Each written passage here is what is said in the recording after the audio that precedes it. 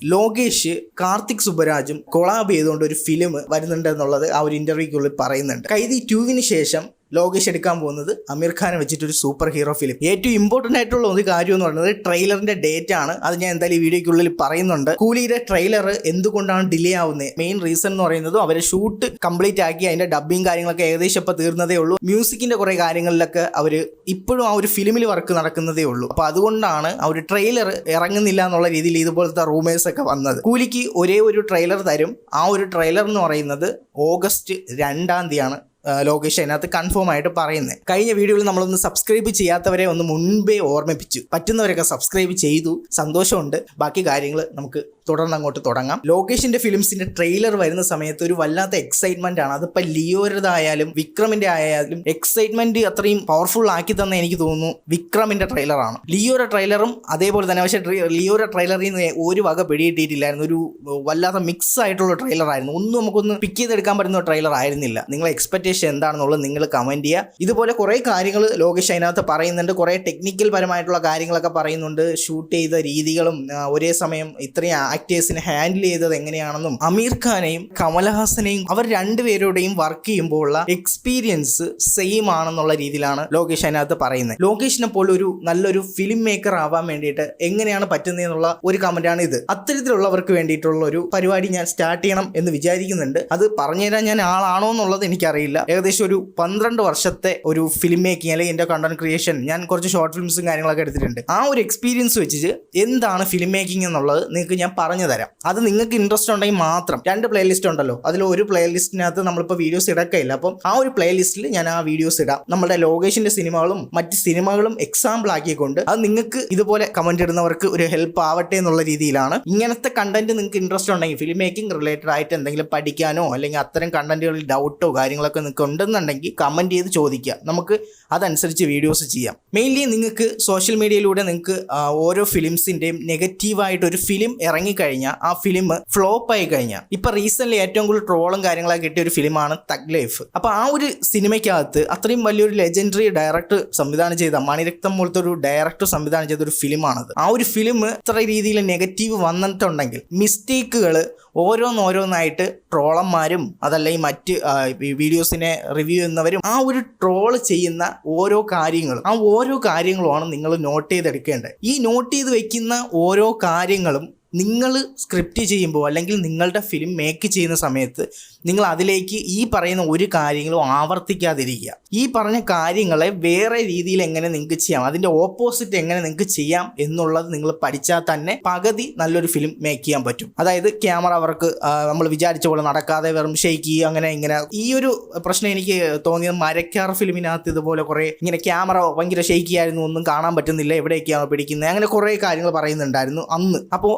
അതുപോലെ technically issues ഉണ്ടാവാം, സ്ക്രിപ്റ്റിൽ story line പോകുന്നതിൽ ഒരു പ്രശ്നം ഉണ്ടാവാം. ആ ഫിലിമിന്റെ മേക്കിങ്ങും എല്ലാ കാര്യങ്ങളും അടിപൊളിയായിരിക്കും, പക്ഷേ അതിന്റെ കോർ ആയിട്ടുള്ള ഒരു സ്ക്രിപ്റ്റ് അല്ലെങ്കിൽ ആ ഒരു സിനിമ പോകുന്ന ഒരു വേ ബെറ്റർ ആയിരിക്കില്ല. അഭിനയിച്ചിരിക്കുന്ന ആക്ടേഴ്സിന്റെ ആ പെർഫോമൻസ് ഒട്ടും കൺവിൻസിങ് അല്ലാത്ത രീതിയിലുള്ള പെർഫോമൻസ് ആണെങ്കിൽ ആ ഒരു ഫിലിം ഫ്ലോപ്പ് ആവാം. ലെജൻഡ് ആയിട്ടുള്ള കമൽഹാസന് വരെ അത്രയ്ക്ക് ട്രോള് കിട്ടിയിട്ടുണ്ട്. ആ ഒരു സ്റ്റാർ മെറ്റീരിയലിനെ ഇഷ്ടപ്പെടുന്ന ഒരു കൂട്ടം ആൾക്കാർ ആ സിനിമ കണ്ടുകൊണ്ടിരിക്കുമ്പോൾ അവരുടെ മനസ്സിൽ അത്രയും ഇമ്പാക്റ്റോട് കൂടി വേണം ആ ഒരു സ്റ്റാറിനെ പ്രസന്റ് ചെയ്യുക. അതിന് ഏറ്റവും ഇമ്പോർട്ടൻ്റ് ആയിട്ടുള്ള ഒരു കാര്യമാണ് മ്യൂസിക് എന്ന് പറയുന്നത്. അതിന്റെ ഏറ്റവും നല്ലൊരു എക്സാമ്പിൾ ആണ് എമ്പുരാനിലെ മ്യൂസിക്. വളരെ ഡൗൺ ആയിട്ടുള്ള അല്ലെങ്കിൽ വളരെ സ്ലോ പേസ് ആയിട്ടുള്ള മ്യൂസിക് കൊടുത്തിട്ടുണ്ടായിരുന്നു. ലാലേട്ടനും ആ ഒരു മ്യൂസിക്കും ലാലേട്ടനുമായിട്ട് ഒരു തരത്തിലും ആ ഒരു ഇമ്പാക്റ്റ് നമുക്ക് കിട്ടിയില്ല. പക്ഷേ ഇതിനെ നേരെ തിരിച്ച ഒരു സിനിമയായിരുന്നു തുടരും. അതിന്റെ മ്യൂസിക് കൊടുത്ത ഇമ്പാക്റ്റും ലാലേട്ടന്റെ പെർഫോമൻസും ആ ഒരു ഓറയും കൂടെ വെച്ചിട്ട് ഈ 2 സിനിമയും തന്നെ അങ്ങോട്ടും ഇങ്ങോട്ടും ഒന്ന് ചിന്തിച്ചു നോക്കി കഴിഞ്ഞാൽ ഒരു മ്യൂസിക് ഒരു ഫിലിമിനെ എത്രത്തോളം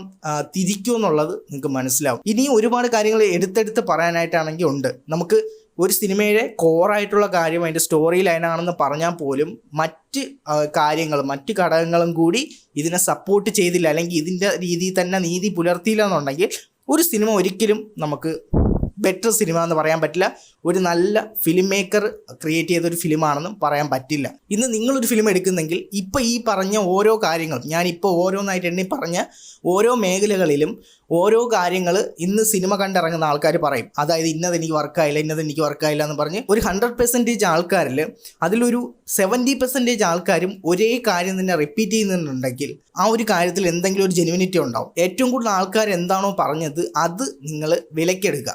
വിലക്കെടുത്തിട്ട് നിങ്ങളുടെ സ്ക്രിപ്റ്റിൽ അല്ലെങ്കിൽ നിങ്ങൾ ഫിലിം മേക്ക് ചെയ്യാൻ പോകുമ്പോൾ ആ കാര്യങ്ങൾ നിങ്ങൾ ചെയ്യാതിരിക്കാൻ ശ്രമിക്കുക. ഇപ്പോൾ ലോകേഷിനെയാണ് നിങ്ങൾ കൂടുതൽ ഫോളോ ചെയ്യുന്നതെങ്കിൽ ലോകേഷ് ഫിലിം മേക്ക് ചെയ്യുന്ന രീതിയിലുള്ളൊരു ടേസ്റ്റ് നിങ്ങൾക്കുണ്ടാവും. നിങ്ങളൊരു ഫിലിം മേക്കർ ആവാൻ ആഗ്രഹിക്കുന്നുണ്ടെങ്കിൽ ഒരിക്കലും ഒരു ഡയറക്ടറുടെയും ഒരു സ്റ്റൈലോ അല്ലെങ്കിൽ അവർ മേക്ക് ചെയ്യുന്ന രീതി കണ്ടിട്ട് അവരെ പോലെ ആവണമെന്നോ ഒരിക്കലും ചിന്തിക്കരുത്. യുണീക്കായിട്ട് കൊണ്ടുവരിക. അവരുടെ ഫിലിംസ് കണ്ട് നിങ്ങൾ പഠിക്കുക. എന്ന് വെച്ചാൽ അവരെന്ത് മിസ്റ്റേക്ക് ചെയ്യുന്നു, എന്ത് മിസ്റ്റേക്കുകൾ അവർ ഇമ്പ്രൂവ് ചെയ്യുന്നു എന്നുള്ളത് കണ്ട് പഠിക്കാൻ അവരുടെ സിനിമകൾ നിങ്ങൾ ഉപയോഗിക്കുക. എന്നിട്ട് ഇതെല്ലാം നിങ്ങൾ പഠിച്ചെടുത്തിട്ട് നിങ്ങളുടേതായ ഒരു സ്റ്റൈലിൽ നിങ്ങൾ ഇംപ്ലിമെൻറ്റ് ചെയ്യുക. ലോകേഷിനെ പോലൊരു ഫിലിം മേക്കർ ലോകേഷ് മാത്രമേ ഉള്ളൂ. നിങ്ങളെപ്പോലൊരു ഫിലിം മേക്കർ നിങ്ങൾ തന്നെ ആയിരിക്കണം. വേറൊരാളെ കോപ്പി ചെയ്യോ അല്ലെങ്കിൽ അവരെ പോലത്തെ ഒരു സ്റ്റൈലോ നിങ്ങൾക്ക് ഉണ്ടാവാൻ പാടില്ല. ഒരു യുണീക്കായിട്ടുള്ളൊരു വഴി നിങ്ങൾ കണ്ടെത്തുക. ഇത്രയും കാര്യങ്ങളാണ് എനിക്ക് നിങ്ങളടുത്തൊരു ഇൻട്രൊഡക്ഷനായിട്ട് പറയാനുള്ളത്. ഇതിൽ മിസ്റ്റേക്കുകൾ ഉണ്ടാവാം, ഇതെൻ്റെ ഒപ്പീനിയൻ, ഞാൻ ചെയ്ത് പഠിച്ചതാണ്. ഞാൻ കുറേ കാര്യങ്ങൾ അങ്ങനെയൊക്കെ കുറേ മണ്ടത്തരങ്ങളൊക്കെ ചെയ്തിട്ടുണ്ട്. അപ്പോൾ അതിൽ നിന്നൊക്കെ എനിക്ക് ഏകദേശം മനസ്സിലായ കാര്യങ്ങളാണ്. ഞാൻ ഇത്രയും പറഞ്ഞത് നിങ്ങളുടെ ഒരു ടേസ്റ്റ് എനിക്ക് അറിയാൻ വേണ്ടിയിട്ടാണ്. നിങ്ങൾക്കിത് ഇൻട്രസ്റ്റഡ് ആണോ അല്ലെങ്കിൽ നിങ്ങൾക്ക് ഫിലിം മേക്കിനെ കുറിച്ച് പഠിക്കാൻ താല്പര്യമുണ്ട് അല്ലെങ്കിൽ അതിനെക്കുറിച്ചുള്ള വീഡിയോസ് വേണം എന്നാണെന്നുണ്ടെങ്കിൽ നിങ്ങൾ കമൻറ്റ് ചെയ്യുക. ഈ വീഡിയോയ്ക്ക് അത്യാവശ്യം നല്ലപോലെ നിങ്ങൾ റെസ്പോൺസ്, അതായത് എനിക്ക് വേണം, ആവശ്യമുണ്ട്, ഇതിനെക്കുറിച്ച് പറയൂ, അല്ലെങ്കിൽ ഇന്ന കണ്ടന്റിനെ കുറിച്ച് ചെയ്യൂ, ഫിലിം മേക്കിനെ കുറിച്ച് ചെയ്യൂ എന്നുള്ള കമൻസൊക്കെ തോനെ വരുന്നുണ്ടെങ്കിൽ അല്ലെങ്കിൽ നിങ്ങളുടെ അഭിപ്രായങ്ങൾ എനിക്ക് അറിയാൻ പറ്റുന്നുണ്ടെങ്കിൽ തീർച്ചയായിട്ടും നമ്മൾ ഈ ഒരു പ്ലേലിസ്റ്റിനകത്ത് കുറച്ച് ഫിലിം മേക്കിംഗ് വീഡിയോസും അപ്ലോഡ് ചെയ്യുന്നതായിരിക്കും. അപ്പോൾ എന്തായാലും നമ്മളെ റീസെൻറ്റ് വീഡിയോസ് ഞാൻ ഇവിടെ കൊടുത്തേക്കാം. ഇതിനേക്കാൾ ഇരുട്ടായിട്ടുള്ള മറ്റൊരു വീഡിയോ കാണാം. It's me Anshan Nisar.